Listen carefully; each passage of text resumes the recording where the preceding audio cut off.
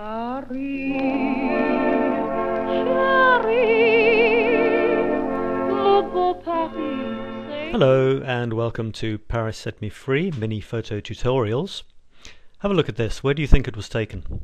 Well, if you know Paris and if you know places where people tend to play their instruments, busking and so on, then you might just recognize the background, which is obviously extremely fuzzy and blurred. But if you know the colors of Paris, then you'll know that these bluey, they're probably a bit grey, but in the fading light of sunset, they've turned quite bluey, with a certain number of little red bits. They're actually the chimneys looking over the roofs of Paris from one of the best viewpoints of all, from the steps of Sacré-Cœur. And this guy was playing his violin. Unfortunately, the light was terrible, and for some reason or other, my camera wasn't behaving itself at all. So I was getting really murky, muddy pictures. So, given the fact that I couldn't hold it still enough to get a sharp picture, I thought, and I don't particularly like literal interpretations anyway, I thought, okay, I'm going to play around with blur now. So I threw the camera around a bit as I was taking the picture. In other words, it was giving me a slow shutter speed anyway because there wasn't much light, even probably on 1600 ISO. So I thought, right, I'm going to use the fact that it's forcing me to have a very slow shutter speed by to get lots of movement. The guy's moving, his arm's moving fast and so on. He's swaying back and forth, probably twisting from his waist as well, creating quite a show. So I wanted to capture that. As I looked at the pictures afterwards, I was quite disappointed. I hadn't captured one that really hit me in the face, and in fact the person I was with got a far better one than I did, unfortunately for me. This was mine, and I played around with it afterwards to try and get the colours reasonably nice looking. This is what it was to start off with. I believe that's the original. As you can see, I've cropped in because there's too much of this stuff here. The picture here it's already bordering on pretty awful until it's rescued. So to make the subject even smaller in the frame wouldn't have helped at all. There you can see that I've cropped it quite heavily on the left and a bit on the right as well, a bit up on the top. This was really not doing anything at all to the picture. I kept a fair bit of this in to give a sense of atmosphere, and because it's a nice uniform backdrop to the guy. But the guy's the subject, so he should be pretty much filling the frame.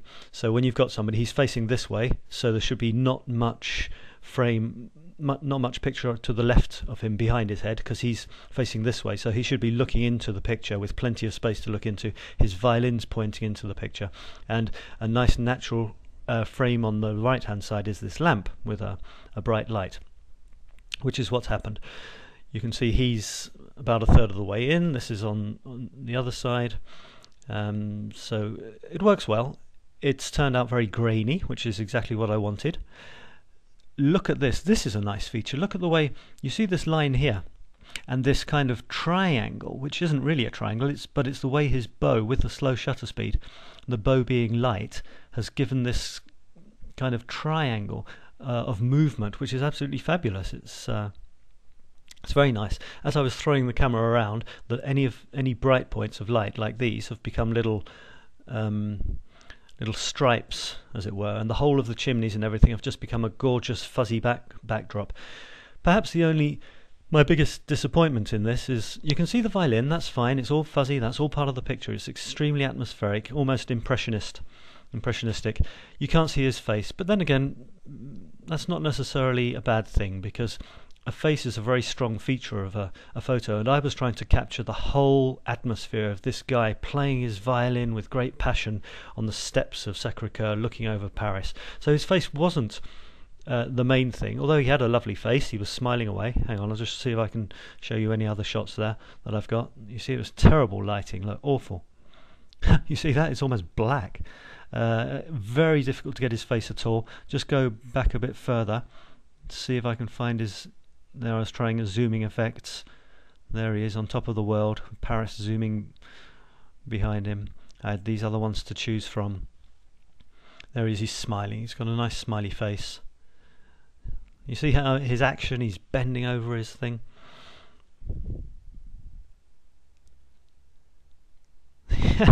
There he goes.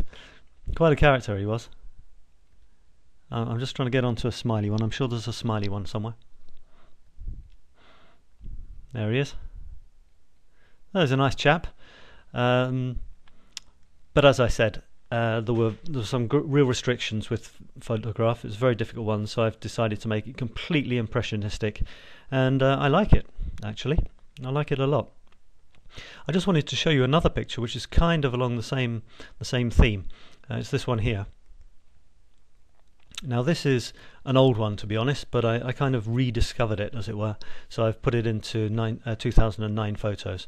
But it's not really a new photograph, but it kind of shows the same thing. It was a musician who happened to be playing in the metro, and it was almost surreal because this young girl had a harp in the metro with all the people standing, going home or whatever, and I don't know, I think someone asked her to play something. So all of a sudden, in the middle of a typical, quite crowded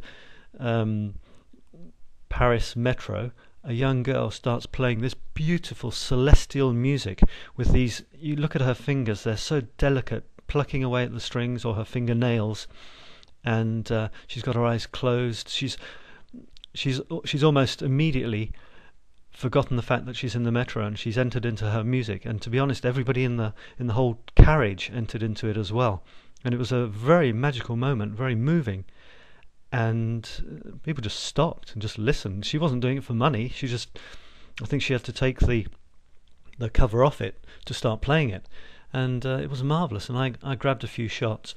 I liked this one because, well, she had her eyes closed. To be honest, there were other shots where she had an expression, her eyes were open, but this one is much more sensitive, I think, because the position of her fingers is lovely, the lighting on them is great, there's someone holding her harp for her and just listening and watching her fingers, and she's got her eyes closed, showing that she's lost in this music. So it's a really magical moment, and I'm very, very fond of this photograph. It's one of my favourites of musicians in Paris, as often totally and utterly unexpected. So that's the sort of proof that you never know when you're going to get one of the best photographs of the year. So have your camera there and be ready to whip it out at the slightest notice. So those two go quite well together, I think. This one, which is all based on blues, a little bit chilly, lots of movement of the hand especially, and then here again the hand is a bit fuzzy, and there we are, two photographs kind of on the same theme, making up just one more aspect of what it is to be taking photos in Paris. That's it for this time. Thanks for visiting. You can see the high quality versions on, albeit blurry, on purpose, on the blog at parissetmefree.blogspot.com. Thanks for visiting and see you next time. Bye bye. Depuis que je suis à Paris, le jour et la nuit, je suis gris. J'ai compris la douceur de vivre. Je suis fou de joie, je suis ivre. Depuis que je suis à Paris.